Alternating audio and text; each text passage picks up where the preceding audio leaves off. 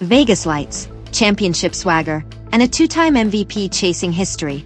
But by the final buzzer, one team walked out of that arena in silence. Tonight, we tell you exactly how the Indiana Fever shocked the Las Vegas Aces in their own building. It's July 5th, and the desert heat outside Michelob Ultra Arena has nothing on what's about to happen inside. The Las Vegas Aces, stacked with championship pedigree, are hosting a Fever team that's been quietly building momentum all season. On paper, this looks like Vegas territory. Aya Wilson's absence looms, but with Jackie Young, Jewel Lloyd, and Chelsea Gray running the show, nobody in that building is worried. Nobody, that is, except the visitors, who don't seem worried at all either. The opening tip goes up, and right away, this game has an edge to it. Both teams are trading buckets like heavyweights feeling each other out in the first round. Jewel Lloyd is getting hot early, splashing threes and using every ounce of that veteran craft to get to her spots. The Aces crowd is rocking, sensing another home takeover in the making. But on the other side of the floor, something quietly different is happening. Kelsey Mitchell is starting to cook. By the end of the first quarter, the scoreboard reads close. Real close. Vegas 24, Indiana 23. It's a one-possession game, and if you'd walked in right at that moment, you'd think this was shaping up to be a classic nail-biter between two evenly matched squads. The Aces bench is buzzing with energy. But watch closely, because Aaliyah Boston is starting to find her rhythm inside, and Indiana's role players are hitting shots nobody expected. Second quarter begins, and the physicality ramps up. Bodies are colliding under the rim. Whistles are blowing, and both benches are chirping. Vegas is still finding ways to score, but there's a subtle shift happening. Indiana's defense is getting stickier. Passing lanes are getting cut off. And every time Vegas tries to answer, Indiana has a response ready. The half ends with the Fever actually inching ahead, 19-17 in that frame. And suddenly, Indiana Fever is leading on the road against one of the WNBA's most dangerous rosters. Walking into that locker room at halftime, you have to wonder what's going through the Aces' heads. This is their house, their crowd, their moment to reassert dominance. But the Fever aren't just hanging around anymore. They're playing like they believe they belong on this stage, and that belief is about to turn into something much scarier for Vegas. Then the third quarter hits, and everything changes. What happens next is the kind of stretch that decides basketball games. Indiana comes out of that locker room like a completely different team. Aaliyah Boston is doing damage inside and out, even splashing threes from the perimeter, something you don't often see from a post player of her caliber. Kelsey Mitchell is slicing through the defense, getting to the free throw line again and again, drawing fouls like she's got a personal vendetta against the whistle. Sophie Cunningham is catching fire from deep, knocking down triple after triple, each one landing like another dagger into the heart of that home crowd. Vegas tries to weather the storm. They try to find answers. Chelsea Gray is doing her best to orchestrate, but Indiana's defense has completely locked in. Every drive is contested. Every open look is disrupted. Turnovers start piling up for the Aces, and each one turns into fast break points or easy buckets going the other direction. The gap starts to widen, slowly at first, then all at once.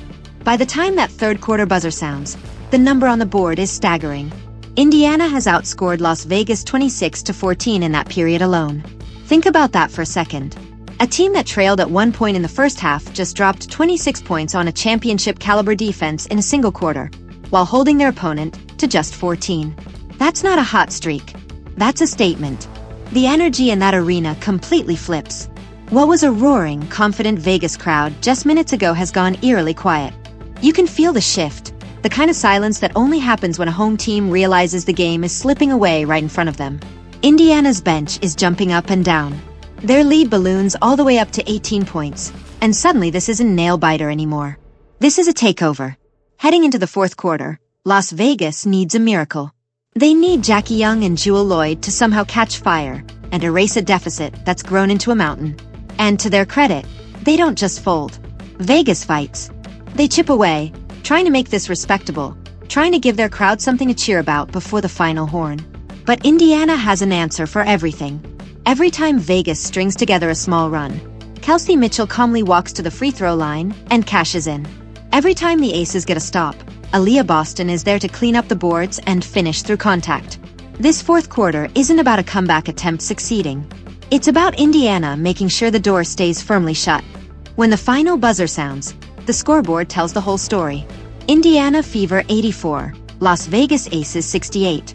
A 16-point road victory over one of the league's premier franchises. And it wasn't even that close in the way it felt on the floor. This wasn't a fluke or a lucky shooting night. This was a complete performance.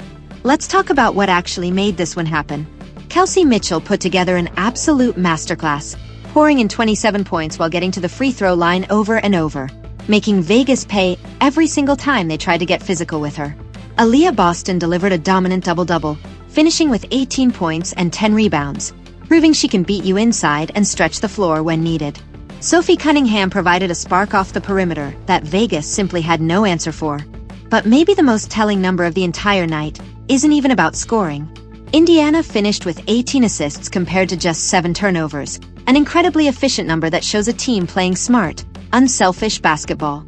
Meanwhile, Vegas turned the ball over 13 times, and Indiana made them pay for nearly every single one. On the bench, Indiana got 19 points of support, outproducing Vegas's reserves and proving this wasn't a 1 or 2 player show.